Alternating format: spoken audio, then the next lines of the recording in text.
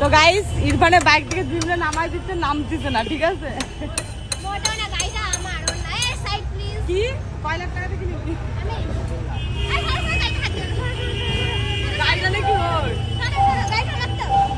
Scooty যাতো, bike চালাতে পারে, ও গাড়ি কিনেছে।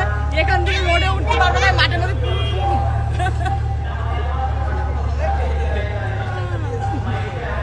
তো গাইস আমি এত চিলিয়েছি যে আমার গলা ফেটে গেছে। এখানে তো মানে পিকনিক হচ্ছে না, কীর্তন হচ্ছে। আর মানে কি বলবো, আর কিছু বলার নেই।